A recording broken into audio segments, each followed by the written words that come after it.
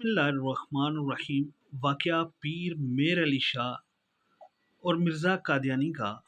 1898 میں مرزا قادیانی نے منٹو پارک میں ایک جمعہ غفیر کی موجودگی میں مینار پاکستان والی جگہ پر سٹیج لگایا اور بار بار اعلان کر رہا تھا کہ اگر وہ نبوت کے دعوے میں جھوٹا ہے تو اسے اس سٹیج سے دربدر کر دیا جائے، لیکن جو مسلمان بھی یہ کوشش کرتا ناکام رہتا۔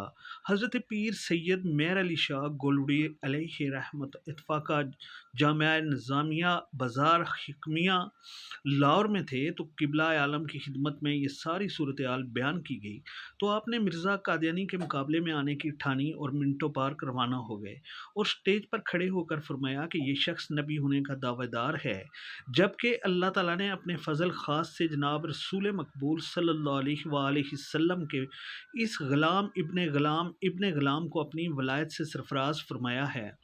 نبی کا درجہ ہر حال میں ولی سے بالاتر ہوتا ہے۔ میں اس شخص سے 4 سوال کرتا ہوں۔ مرزا قادیانی ان سوالات کا جواب دے اور اپنی صداقت کا ثبوت دے، ورنہ پھر میں اس کی تردید کرنے کی غرض سے بفضل باری تعالیٰ ان سوالات کا جواب دوں گا۔ نمبر 1، مرزا قادیانی حکم دے کہ دریائے راوی اپنا موجودہ رخ تبدیل کر کے فی الفور اس پنڈال کے ساتھ ساتھ بہنا شروع کر دے، یا میں ایسا کر دکھاتا ہوں۔ نمبر 2، ایک نہایت پاکباز کنواری لڑکی کو پنڈال کے نزدیک چوطرفہ پردے میں رکھ کر مرزا قادیانی دعا کرے کہ بغیر مرد کے اختلاط کے اللہ کریم اس لڑکی کو اسی جگہ پر ایک لڑکا دے جو اس کی نبوت یا میری ولایت کی تصدیق کرے۔ نمبر 3، اپنے لہاب و دہن سے باہر کڑوا پانی کے کنویں کو میٹھا کر دے، یا پھر میں کر دیتا ہوں۔ نمبر 4، وہ مجھے شیر بن کر کھا جائے یا میں اسے کھا جاتا ہوں۔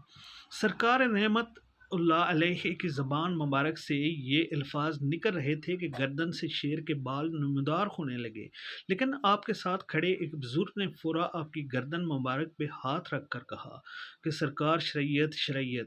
اس پہ آپ رحمت اللہ علیہ اپنی اصل حالت میں آ گئے، مگر اسی دوران مرزا قادیانی سٹیج چھوڑ کر بھاگ گیا۔